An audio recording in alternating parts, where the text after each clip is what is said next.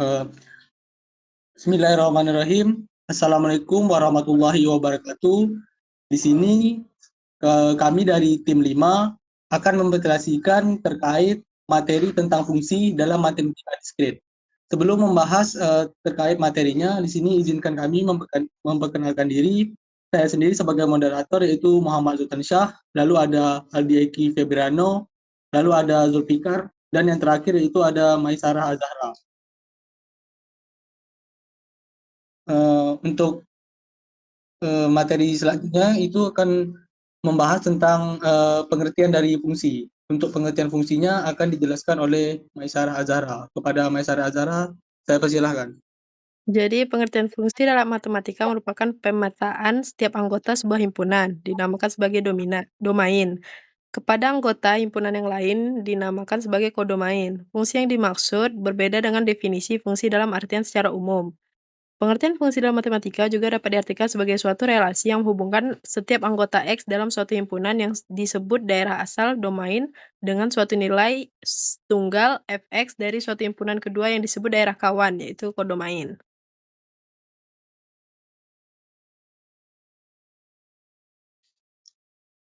Baik, untuk slide selanjutnya yaitu jenis-jenis fungsi akan dibacakan oleh Aldi Eki Febriano. Kepada Aldi Eki Febriano, saya persilahkan.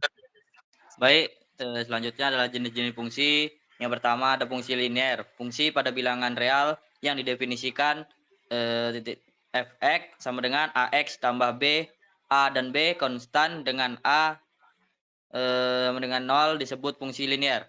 Yang kemudian ada fungsi konstan, misalkan f a b adalah fungsi di dalam a, maka fungsi f disebut fungsi konstan jika dan hanya jika jangkauan dari f hanya terdiri dari satu anggota.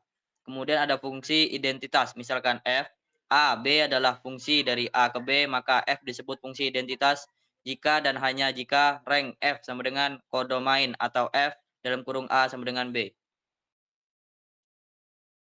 Kemudian ada sifat-sifat fungsi.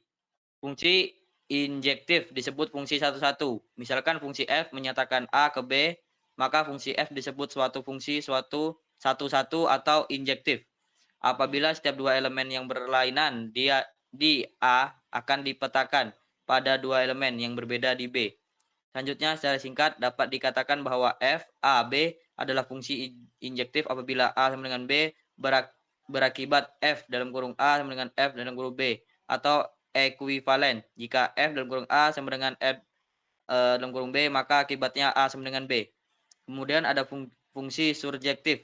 Fungsi f, a, b disebut fungsi kepas atau fungsi surjektif jika dan hanya jika untuk sembarang b dalam kodomain b terdapat paling tidak satu a dalam domain a sehingga berlaku f dalam kurung a sama dengan b. Dengan kata lain, suatu kodomain fungsi surjektif sama dengan kisarannya atau rank. Baik, saya kembalikan ke moderator. Baik, terima kasih sebelumnya kepada Adeki. Nah, slide selanjutnya terkait contoh soal fungsi inverse yang mana akan disampaikan oleh saya sendiri. Untuk inverse ini, inverse fungsi ini adalah fungsi yang berkebalikan dari fungsi asalnya. Misalnya, f sebuah fungsi dari himpunan A ke himpunan B dan juga G fungsi dari himpunan B ke himpunan A sedemikian. Sehingga setiap anggota A, himpunan A dan B anggotanya adalah B, maka G adalah inverse fungsi F, sehingga bisa jadi F pangkat min 1. Ini ada contoh soalnya di mana dapat diketahui fx sama dengan 2x pangkat 2 ditambah 5, yang mana n ini adalah fungsi asal, fungsinya berbentuk kuadrat. Kemudian ada y sama dengan 2x pangkat 2 ditambah 5, fx ini diganti supaya lebih mudah saat mencari inverse-nya. Kemudian selanjutnya, baris selanjutnya itu dikurangi 5 di kedua sisi agar bisa diisolasi X. Dan selanjutnya dibagi 2 supaya X pangkat 2 berdiri sendiri. Dan akar dari kedua sisi untuk mencari nilai. Nah, yang untuk hasil yang terakhir itu N-nya ganti Y dan X untuk menuliskan fungsi inversnya. Dengan catatan, hasil akar ini hanya mengambil nilai positifnya, karena akar produk secara umum bernilai 2 atau positif dan juga negatif. Tapi biasanya invers hanya mengambil salah satu untuk membuat fungsi tetap. Untuk slide selanjutnya akan dibacakan oleh Zulfikar. Pada Zulfikar, saya persilakan. Baiklah, cara membedakan fungsi dan bukan fungsi dari satu grafik. Yang pertama termasuk fungsi, karena setiap nilai X memiliki satu nilai Y. Yang kedua termasuk fungsi, karena setiap X memiliki satu nilai Y, meskipun ada nilai X yang Y-nya sama. Yang ketiga, bukan termasuk fungsi, karena setiap nilai X memiliki dua nilai Y. Yang keempat, bukan termasuk fungsi, karena setiap nilai X memiliki dua nilai Y. Yang kelima, termasuk fungsi, karena setiap X memiliki satu nilai Y. Yang keenam, termasuk fungsi, karena setiap nilai X memiliki satu nilai Y. Selanjutnya, maka kesimpulan yang kami dapat simpulkan adalah fungsi dalam matematika adalah relasi yang menghubungkan setiap anggota dari suatu himpunan atau domain ke tempat satu anggota himpunan lainnya atau ke domain. Fungsi memiliki sifat tertentu seperti injektif, surjektif, dan bijektif yang menjelaskan bagaimana elemen domain dan kedomain saling berhubungan.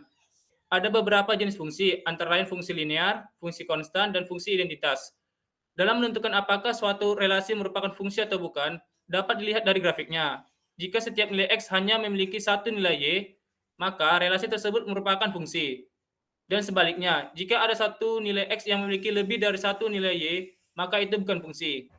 Pemahaman tentang fungsi sangat penting karena menjadi dasar dalam berbagai penerapan matematika, baik dalam teori maupun dalam kehidupan sehari-hari. Demikian dari kesimpulan kami, saya kembalikan ke moderator. Baik, terima kasih kepada Zulfikar. Nah, jika sudah sampai kesimpulan, maka telah berakhirlah presentasi pada kelompok kami. Demikianlah presentasi yang dapat kelompok kami sampaikan. Terlebih dan kurang, kami bersama-sama mohon maaf. Saya akhiri sebagai moderator dengan Assalamualaikum warahmatullahi wabarakatuh.